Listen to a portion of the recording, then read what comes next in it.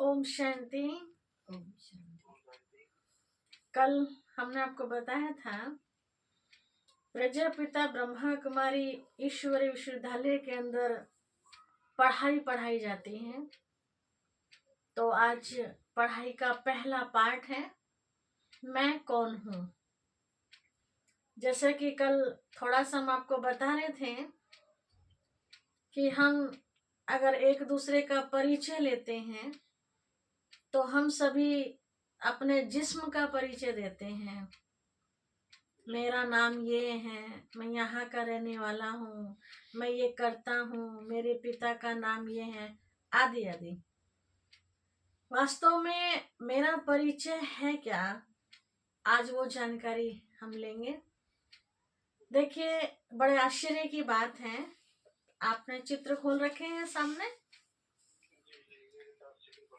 जी। चित्र में दर्शाया गया है, ये बच्ची बता रही है कि मैं कौन हूँ। बड़े आश्चर्य की बात है, हम बड़े बड़े काम करते हैं, बड़ी बड़ी समस्याओं का समाधान कर लेते हैं, बहुत बड़ी खोज कर लेते हैं, यहाँ तक कि आज मनुष्य चंद्रमा पर भी पहुंच गया है ना। आप भी जानकारी रखते हैं इन चीजों की। लेकिन अगर उससे एक छोटी सी पहेली पूछी जाए कि मैं कौन हूं, तो छोटी सी पहेली का उत्तर उनके पास नहीं होता। हम दिन भर में न जाने कितनी बार मैं और मेरे शब्द का प्रयोग करते हैं। तो वास्तव में मैं कौन हूं और मेरा क्या है, यहाँ दिखाया है। छोटा बच्चा भी है, बड़े बुजुर्ग भी हैं और अनेक प्रकार के धर्म के लोग यहाँ दिखाए हैं।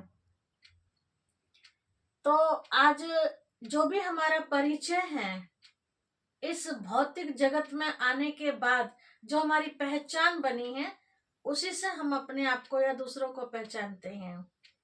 असली परिचय हमारे पास नहीं है। तो असली परिचय क्या है, अगला चित्र निकालेंगे आप, तो उसमें दिखाया है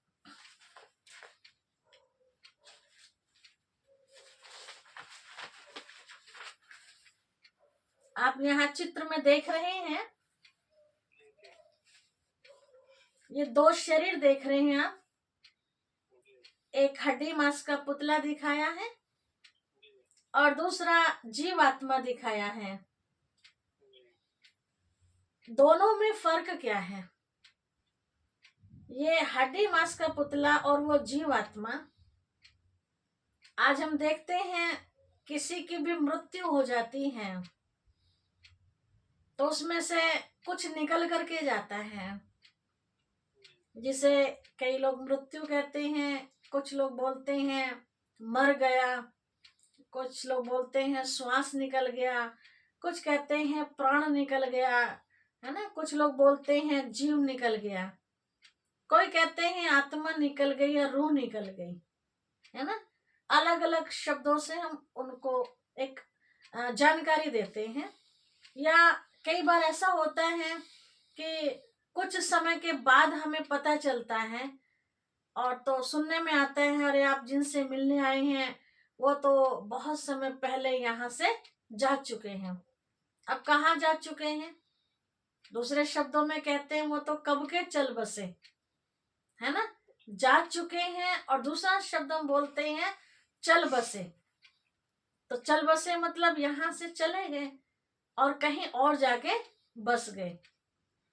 यहाँ तक कि हमें देखते हैं कि जिस शरीर से हम उनसे मिलना जुलना करते थे, जिनके साथ हमारा संबंध था, है ना, हमारे ताऊ चाचा मामा नाना काका जो भी वो लगा करते थे, आज वो संबंध हमारा उनसे खत्म हो चुका। उनके जिस्म को किसी ने दबा के और किसी ने जला करके समाप्त कर दिया, लेकिन आज भी उनका नाम चला आ रहा है।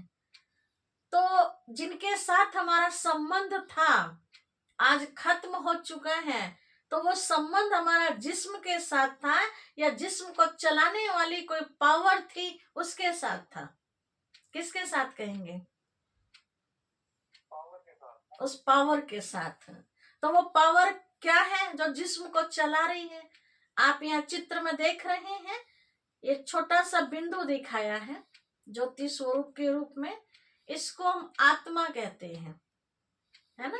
इसको ही रूह कहा जाता है। अलग अलग भाषाओं में अलग अलग नाम दिए हैं उस पावर को। वो जिसको हम आत्मा कह रहे हैं, वो एक तरह से शरीर के अंदर कैसे काम करती है? जैसे आप गाड़ी देखते हैं ना भैया, गाड़ी में ड्राइवर होता है, उसको चलाने वाला है, तो गाड़ी की वैल्यू है। लेकिन चलाने वाला ही नहीं है, गाड़ी कितनी भी महंगी क्यों ना हो, तो गाड़ी की कोई वैल्यू है? नहीं, कोई वैल्यू नहीं है। ऐसे शरीर कितना भी हस्त पुस्त क्यों ना हो, लेकिन उसको चलाने वाली रूह नहीं है उसके अंदर, तो शरीर की कोई वैल्यू नहीं है। नहीं। वही आंखें हैं, वही मुख है ना, वही काने हैं, वही हाथ पांव हैं, कुछ काम करते हैं? नहीं, क्योंकि काम करने वाली शक्ति आत्मा उसके अंदर से निकल गई है। आत्मा कभी मरती नहीं है, आत्मा अमर होती है ना। जो जलाने से जलती नहीं है, काटने से कटती नहीं है, और डुबोने से डूबती नहीं है। अति सूक्ष्म है आत्मा, जिसको कई लोग हवा के रूप में बोलते हैं कि वो तो हवा थी और चली गई। आत्मा इतनी अति सूक्ष्म है कि इन आंखों से हम उसको देख नहीं सकते।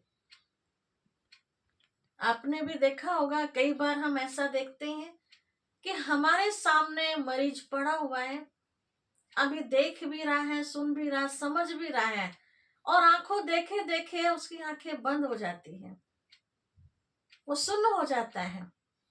डॉक्टर देख करके बताता है कि जाने वाला चला गया, अब ये तो मिट्टी रह गया है। तो जो जाने वाली पावर थी, किसी ने निकलते देखा उसको? नहीं देखा। जो वैज्ञानिकों ने भी प्रैक्टिकल करके देखा कि आखिर शरीर को चलाने वाली पावर क्या है, कैसी है, तो बताते हैं कि जीते जाते व्यक्ति को, जीवित व्यक्ति को एक शीशे के बॉक्स में बंद करके देखा, चारों तरफ कैमरे लगा दिए गए। बताते हैं कि शीशे में बाल आ गया, लेकिन क्या निकल के गया ये पता नहीं चला, क्योंकि जब उसका दम घुटा तो आत्मा निकल गई। तो आत्मा कैसी होती है ये कोई नहीं बता सकता। इसका हम केवल एक अनुमान से बताएंगे, या आपने भी सुना होगा कहीं बहुत बार कि आत्मा को एक प्रकाश के रूप में बताया गया। एक प्रकाश, एक करंट कहेंगे, जैसे आपके घर में करंट आ रहा है खंबे से बाहर से ना, कब करंट आया कब गया हम कैसे पहचानते हैं? लाइट जल रही है तो करंट हमारे घर में है, और लाइट बंद हो गई तो करंट चला गया, है ना। कई बार छोटे छोटे बच्चे भी बोलते हैं बिजली आ गई आ गई आ गई, है ना। तो कि बिजली को आते देखा किसी ने? कौन से खिड़की दरवाजे से आई है और बिजली भाग भी गई, है ना। तो जैसे वो करंट आंखों से हम नहीं देख सकते, चीजों से हम महसूस करते हैं, अनुभव करते हैं कि बिजली आ गई और बिजली चली गई। ऐसे शरीर के अंदर आत्मा है, तो कैसे हम महसूस करते हैं? उसकी नब्ज चल रही है। डॉक्टर लोग भी फेस देख के नहीं बताते हैं कि आत्मा निकल गई है या है, वो भी नब्ज देखते हैं, है ना। आजकल तो बहुत सारी मशीनें बन गई है, वेंटिलेटर आदि, उससे पता चलता है कि आत्मा है या निकल गई है। तो जो मैं कहने वाली शक्ति है वो कौन है? वो आत्मा है, जिसको हम रूह भी कहते हैं। वो शरीर को चलाने वाली चैतन्य शक्ति है। शरीर तो एक केवल जड़ है, या कहे इसको एक माध्यम है ना। जैसे किसी भी माध्यम से हम कोई काम करते हैं, माध्यम अलग और मैं अलग हूं। जैसे गाड़ी अलग है और ड्राइवर अलग है। गाड़ी को अगर कुछ हो जाता है तो ड्राइवर गाड़ी चेंज कर लेता है। ऐसे शरीर भी हमारी एक गाड़ी की तरह है। अगर शरीर रूपी गाड़ी में कुछ हो जाता है तो हम भी इसको छोड़ करके दूसरी गाड़ी को धारण करते हैं, अर्थात दूसरा जन्म ले लेते हैं। शरीर को एक कपड़े की तरह भी कहा जाएगा। जैसे कोई भी कपड़ा पहनते पहनते मलिन हो जाता है, पहनने योग्य नहीं रहता है, तो उस कपड़े को हमेशा के लिए हम छोड़ देते हैं और नया कपड़ा धारण कर लेते हैं। शरीर को एक हम मकान की तरह भी कह सकते हैं। जिस मकान में हम रहते हैं वो मकान रहने योग्य नहीं रहता है, तो उसको छोड़ के हम दूसरा मकान ले लेते हैं। या वो देखते हैं अब ये खत्म होने वाला है, जर्जरीभूत को प्राप्त हो रहा है, तो उससे पहले खत्म हो जाए, उससे पहले हम नए मकान बनाने की तैयारी में जुट जाते हैं कि अब ये पुराना टूटने वाला है ना। तो मकान टूटता है, कपड़ा फटता है, गाड़ी खराब होती है, लेकिन आत्मा को नहीं कहेंगे कि आत्मा खराब हो गई है या आत्मा टूट गई है। आत्मा अजर अमर अविनाशी है। इस शरीर को चलाने वाली वो चैतन्य शक्ति शरीर को चलाने के लिए मस्तक के बीच में स्थित होती है ना। शरीर के अंदर, जिस्म के अंदर वो आत्मा कहाँ बैठती है? जहां हम सब एक यादगार के रूप में तिलक लगाते हैं, है ना। सभी नहीं लगाते हैं, कुछ लोग लगाते हैं, है ना। तो निशानी आत्मा की ये है। आत्मा यहीं पर क्यों रहती है? कई मानते हैं आत्मा तो हृदय में रहती है ना। कई मानते हैं आत्मा तो रोम रोम में बसी हुई है। कई लोगों की अलग अलग सोच है, लेकिन वास्तव में सत्यता क्या है? आत्मा शरीर को चलाने के लिए कहाँ बैठती है? देखिए, गाड़ी को आप देखते हैं, गाड़ी कितनी भी लंबी क्यों ना हो, जैसे कि ट्रेन कितनी भी लंबी क्यों ना हो, लेकिन ट्रेन को चलाने वाला ड्राइवर क्या आगे से पीछे, पीछे से आगे दौड़ता रहता है या एक ही जगह बैठ के ट्रेन को कंट्रोल करता है? क्या कहेंगे? एक ही जगह बैठा, एक ही जगह बैठ के कंट्रोल करता है ना। ठीक इसी प्रकार शरीर रूपी गाड़ी को भी चलाने के लिए आत्मा रूपी ड्राइवर एक ही जगह बैठ करके पूरे शरीर को कंट्रोल करती है। और ये भी हम देखते हैं कि शरीर को कंट्रोल करने के लिए आत्मा यहाँ क्यों बैठती है? जैसे ड्राइवर जहां बैठता है, तो जहां तक उसके हाथ और पैर पहुंचते हैं, पूरी गाड़ी को कंट्रोल करने के यंत्र उसके आसपास ही होते हैं।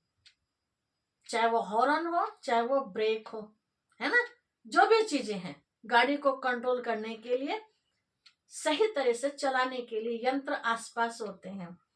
ठीक इसी प्रकार आत्मा शरीर को कंट्रोल करके चलाती है सही रूप से, तो आत्मा भी इसी स्थान पर बैठी है जहां पूरे शरीर के नसों का जोड़ कहे हमारे सिर से है। जो कान रूपी खिड़की से हम आत्मा सुनती है, इन आंखों रूपी खिड़कियों से हम देखते हैं, ये मुख रूपी हॉर्न, ये हमारा हॉर्न का काम करता है। और आपने ये भी देखा होगा, जिस्म में कहीं भी चोट लग जाए, हाथ कट जाए, पैर कट जाए वगैरह, कहीं और चोट लग जाए, है ना, तो आत्मा निकल के नहीं भागती।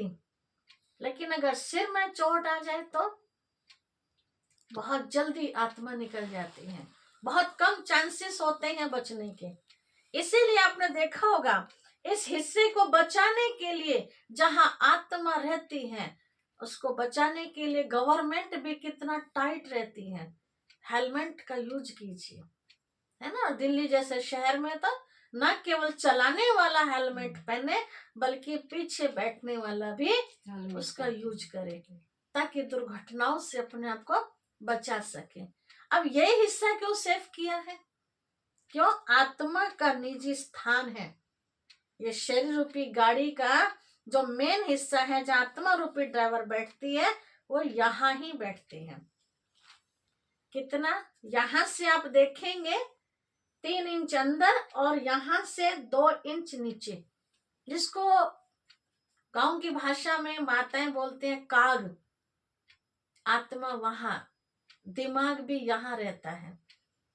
शरीर को चलाने के लिए 2 पावर होती है, एक मन और दूसरा मस्तिष्क। मस्तिष्क जो है वो एक शरीर का हिस्सा है, जिसका कई बार डॉक्टर ऑपरेशन भी करते हैं। और मन आत्मा का हिस्सा है। जैसे आप शरीर को देख रहे हैं, शरीर हाथ पांव आंख नाक मुंह कान सारे इंद्रियों को जोड़ के शरीर कहा गया है। ठीक इसी प्रकार से आत्मा को भी मन बुद्धि संस्कार तीनों से मिलाकर के आत्मा कहा गया है। आत्मा मन के द्वारा सोचती है, बहुत सारा कुछ हम सोच लेते हैं। सोचने के बाद हम निर्णय भी लेते हैं आखिर करना क्या है, और निर्णय लेने के बाद जो हम प्रैक्टिकल में कर्म करते हैं, बार बार करते हैं, उसका एक संस्कार बन जाता है, जिसको दूसरे शब्दों में आदत भी कहा जाता है। तो मन बुद्धि और संस्कार सहित चेतन आत्मा हूं मैं शरीर नहीं हूं, मैं एक आत्मा हूं। सुन रहे भाई जी?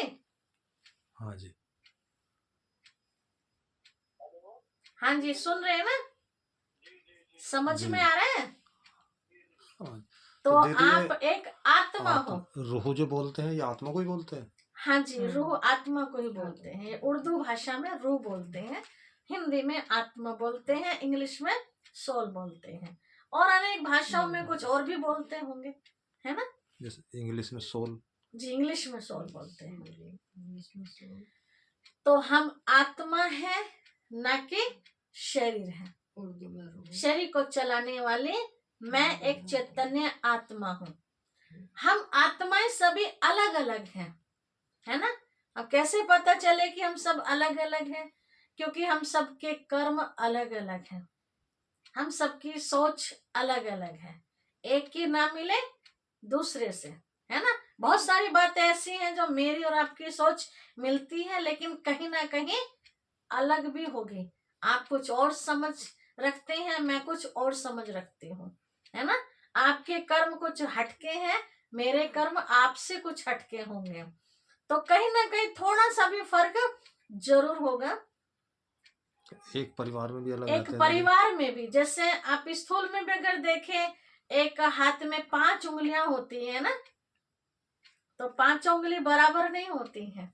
तो सेम ऐसे ही परिवार में जितने हम सदस्य 5 है 8 है 10 है 2 है 4 है, जितने भी हैं, तो हर एक का अपना अपना हिसाब किताब अलग अलग होता है।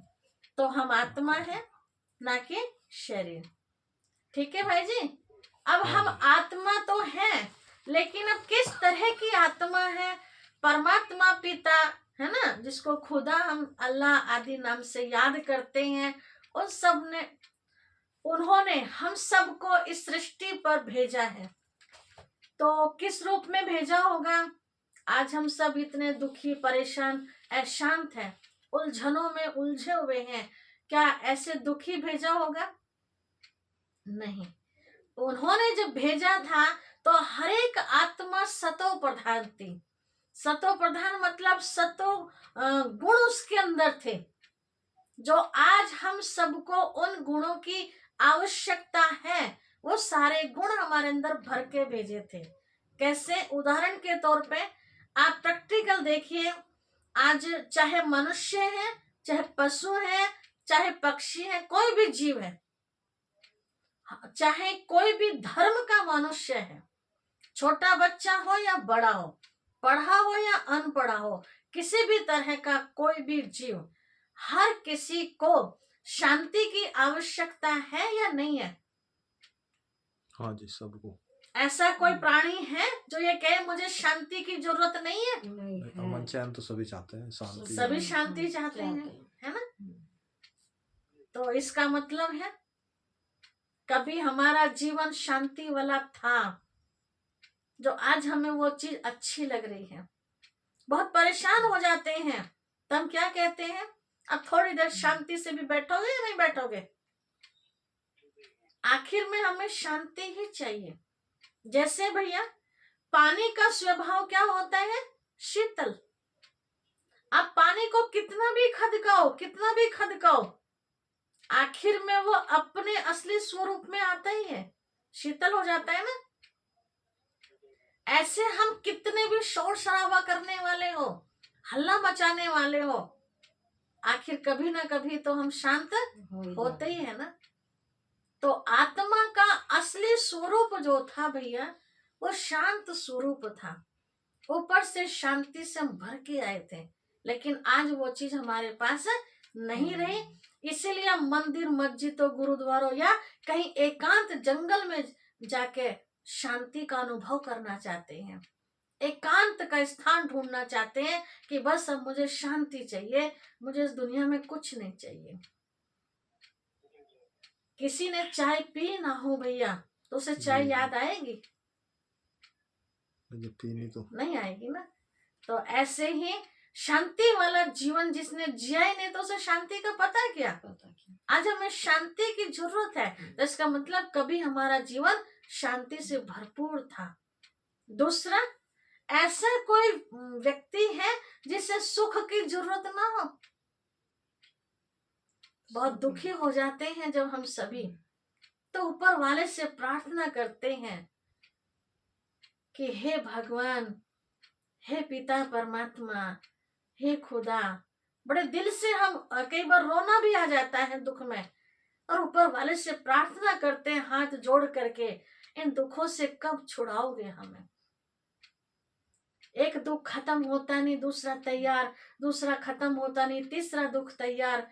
तो हम क्या कहते हैं कि इससे अच्छा जीवन ना हो तो बेहतर है ना।